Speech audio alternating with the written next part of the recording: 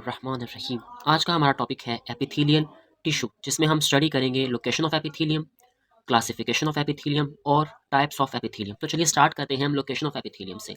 लेकिन वो बताने से पहले मैं आपको बताता हूँ कि एपिथेलियम बेसिकली होता क्या है। एपिथेलियम हमारे पास एक शीट होती है सेल से बनी हुई। अब इसका फंक्शन क्या होता है? एपिथेलियल का बेसिक फंक्शन ये होता है कि ये हमारी बॉडी के एक्सटर्नल सरफेस को कवर करती है और जो हमारी इंटरनल कैविटीज़ होती हैं या ऑर्गन्स होते हैं उनके ऊपर इन लाइनिंग्स प्रोवाइड करती हैं। अब बात आती है इसकी मॉर्फोलॉजी की। इसकी मॉर्फोलॉजी लोकेशन पर डिपेंड करती है कि एपिथेलियल टिश्यू किस जगह पर मौजूद है और किस ऑर्गन के साथ मौजूद है या किस कैविटी के साथ मौजूद है, उसके लिहाज से ही ये अपना फंक्शन परफॉर्म करते हैं। यानी कि एपिथेलियल टिश्यू की मॉर्फोलॉजी सेम नहीं होती, ये डिफर करती है ऑर्गन टू ऑर्गन। अब मैं आपको मिसाल देके समझाता हूँ कि epithelium that covers outer surface provide protections differ from the epithelium that lines internal organs or their ducts। कहता है कि जो एपिथेलियम है, जो बॉडी को प्रोटेक्शन प्रोवाइड करता है, वो बॉडी के आउटर साइड पर या आउटर सर्विस पर मौजूद होता है और इसका काम होता है प्रोटेक्शन प्रोवाइड करना। और इसी तरह और ये डिफर करता है उन एपिथेलियल टिश्यूज से जो हमारी बॉडी के इंटरनल ऑर्गन्स और डक्ट्स को लाइनिंग्स प्रोवाइड करते हैं या उनको कवर करते हैं। अब यहाँ पर कुछ स्पेसिफिक लाइनिंग्स होती हैं एपिथेलियल टिश्यूज की, जिसमें से मैंने दो यहाँ पर मेंशन की हैं। एक को कहा जाता है मेसोथेलियम और एक को कहा जाता है एंडोथेलियम। अब देखते हैं कि मेसोथेलियम क्या होता है। ऐसा एपिथेलियम जो एब्डोमिनल कैविटी, पेरिकार्डियल कैविटी और प्लूरल कैविटी को क्या करता है, लाइंस करता है, इसको हम बोलते हैं मेसोथेलियम। अब हमारे पास एब्डोमिनल कैविटी हमारे स्टमक वाली साइड वाली सारी कैविटी, पेरिकार्डियल हमारे हार्ट वाली जो हार्ट की कैविटीज होती है उनको कवर करता है, प्लूरल कैविटीज यानी कि हमारे लंग्स की कैविटीज को ये कवर अप करता है। इसके अलावा अगर हम एंडोथेलियम की बात करें तो एंडोथेलियम क्या करता है, ये कवर करता है जो हमारी ब्लड वेसल्स होती हैं इनको। हमारे पास आता है ए वेस्कुलैरिटी ऑफ एपिथेलियम।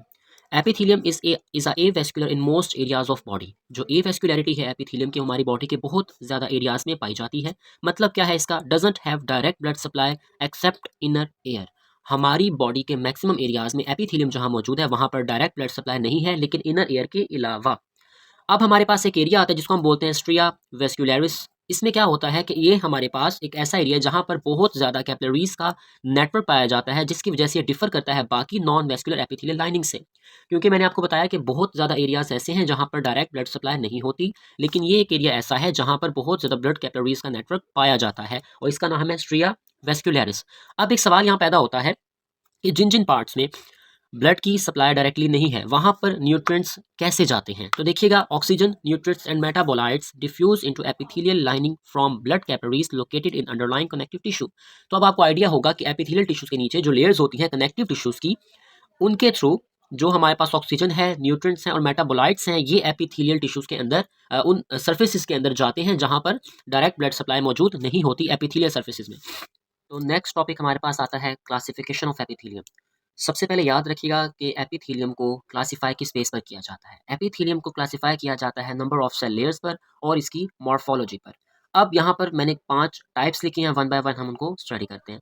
सबसे पहले अगर आप देखते हैं कि एपिथेलियम जिसके पास सिंगल लेयर ऑफ सेल्स है उसको हम बोलते हैं सिंपल एपिथेलियम। उसके बाद ऐसा एपिथेलियम जिसके पास न्यूमरस लेयर्स हों, सेल्स की ज़्यादा सारी लेयर्स हों, एक से ज़्यादा लेयर्स हों, तो हम उसको कहेंगे स्ट्रैटिफाइड एपिथेलियम। और ऐसा एपिथेलियम जिसके सेल्स जो हैं वो फ्लैट हों उसको हम बोलते हैं स्क्वेमस एपिथेलियम। और ऐसा एपिथेलियम जिसके सरफेस सेल्स राउंड हों और राउंड होने के साथ जितनी ही उनकी लंबाई है उतनी ही उनकी चौड़ाई हो, एज टॉल एज वाइड, वो एपिथेलियम कहलाएगा क्यूबॉइडल एपिथेलियम। उसके बाद ऐसा एपिथेलियम जिसके सरफेस सेल्स ज़्यादा लंबे हों चौड़ाई से, तो उनको हम कहेंगे कोलमनर एपिथेलियम। इसके बाद एक और इंपॉर्टेंट टर्म आती है जिसको हम बोलते हैं basement membrane. Basement membrane basically होती कैसी है, ये एक हमारे पास थिन नॉन सेलुलर रीजन होता है जिसको हम सिर्फ और सिर्फ लाइट माइक्रोस्कोप के जरिए देख सकते हैं और ये सेपरेट करता है एपिथेलियम को कनेक्टिव टिश्यूज की लेयर से सेपरेट करता है। और ये हमेशा सीन किससे होता है, मैंने आपको बताया लाइट माइक्रोस्कोप से। और इसी तरह यहाँ पर एक और सिंगल लेयर होती है सेल्स की जो बेसमेंट मेम्ब्रेन के साथ अटैच होते हैं। याद रखिएगा, हर सेल इस सर्फेस पर नहीं पहुंचता, लेकिन एक लेयर ऐसी है सेल की जो बेसमेंट मेम्ब्रेन से अटैच होते हैं जिसको हम बोलते हैं स्यूडो स्ट्रैटिफाइड एपिथेलियम। हमने स्टडी करना है टाइप्स ऑफ एपिथेलियम्स, जिसमें हम सबसे पहले स्टडी करेंगे सिंपल एपिथेलियम को। सिंपल एपिथेलियम की कुछ टाइप्स हैं जिसमें वन बाय वन हर एक को स्टडी करेंगे। सबसे पहले आती है simple squamous epithelium. Simple squamous epithelium दो तरह की होती है। अगर हमारे पास एपिथेलियम किडनीज़ की कैविटीज़ को, लंग्स की कैविटीज़ को या हार्ट की कैविटीज़ को लाइन करते हैं तो हम उसको कहते हैं मेसोथीलियम। अगर हमारे पास एपिथेलियम ब्लड कैपिलरीज़ को लाइन्स अप करता है तो हम उसको बोलते हैं एंडोथेलियम। इसका फंक्शन क्या होता है? इसका फंक्शन होता है एब्जॉर्प्शन और फिल्ट्रेशन।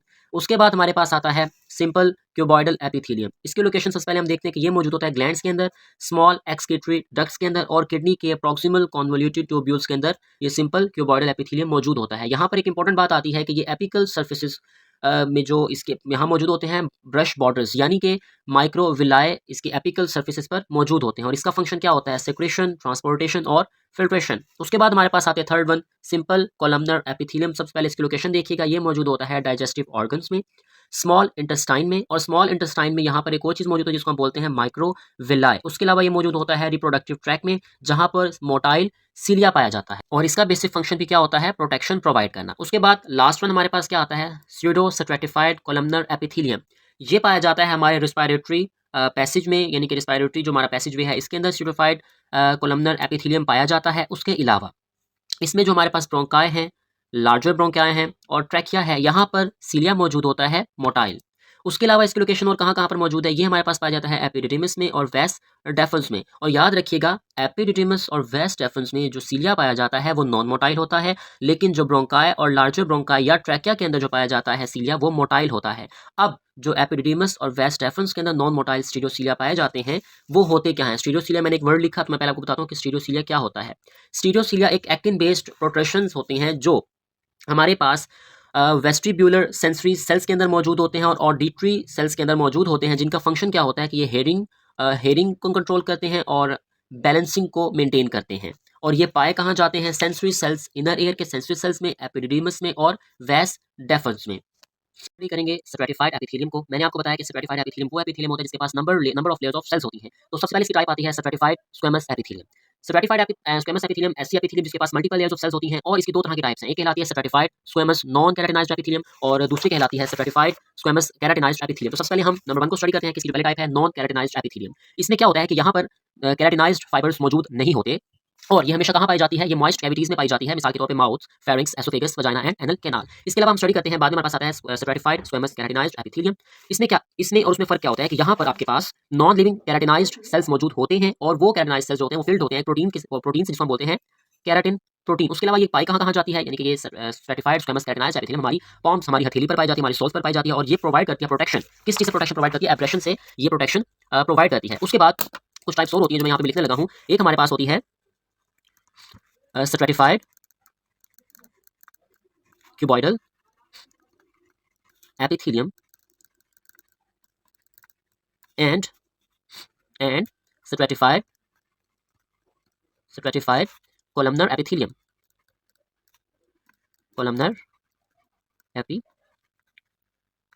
अब हमारी जो बॉडी होती है उसमें इन दोनों एपिथेलियम्स की, स्ट्रैटिफाइड क्यूबॉइडल एपिथेलियम और स्ट्रैटिफाइड कोलमनर एपिथेलियम, इनकी जो डिस्ट्रीब्यूशन है हमारी बॉडी के अंदर ये बहुत ज़्यादा कम होती है और ये पाई कहाँ जाती है? यानी कि इसकी अगर हम लोकेशन देखें तो ये कहाँ पर पाए जाते हैं? ये हमारे पास पाए जाते हैं एक्सक्रीटरी डक्ट्स में।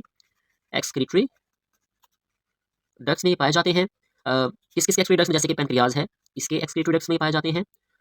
उसके बाद स्लाइवरी ग्लैंड्स जैसे कि उसमें पाए जाते हैं, स्लाइवरी ग्लैंड्स। और इसके अलावा हमारे पास होते हैं स्वेट ग्लैंड्स। इसमें क्या होता है कि जो ये डक्ट्स होते हैं यहाँ पे इस एपिथेलियम की दो या दो से ज़्यादा लेयर्स ऑफ सेल पाई जाती हैं। उसके बाद हमारे पास आता है number 3 transitional epithelium. Transitional epithelium, सबसे पहले हम देखते हैं कि ट्रांजिशनल एपिथेलियम की लोकेशन क्या होती है। इसकी लोकेशन होती है यूरेनरी सिस्टम। ये यूरेनरी सिस्टम में पाया जाता है।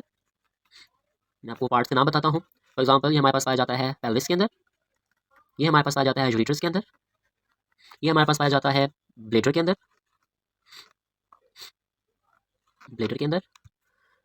ठीक है। उसके अलावा हम देखते हैं कि जो हमारे पास ट्रांजिशनल एपिथेलियम होता है, इसकी शेप कैसी होती है? क्या इसकी शेप सेम रहती है? इसकी शेप हमेशा वेरी करती है। किस तरह से वेरी करती है इसकी शेप, मैं आपको समझाता हूँ। ये डिपेंड करता है कि हमारे पास एपिथेलियम स्ट्रेच्ड फॉर्म में है या फिर हमारे पास एपिथेलियम कॉन्ट्रैक्टेड फॉर्म में है। अगर हमारे पास एपिथेलियम स्ट्रेच्ड फॉर्म में मौजूद होगा, अगर हमारे पास एपिथेलियम स्ट्रेच्ड फॉर्म में है तो हमारे पास ये अपीयर होगा as a squamous of stratified epithelium. Stratified epithelium epithelium. जी, तो ये था हमारे पास ट्रांजिशनल एपिथेलियम, अगर हमारे पास ये स्ट्रेच्ड फॉर्म में होगा। अब हम बात करते हैं अगर हमारे पास ट्रांजिशनल एपिथेलियम कॉन्ट्रैक्ट फॉर्म में होगा तो। अगर हमारे पास ट्रांजिशनल एपिथेलियम कॉन्ट्रैक्टेड फॉर्म में होगा तो ये हमें अपीयर होगा एज अ डोम शेप्ड। तो ये था हमारा आज का टॉपिक।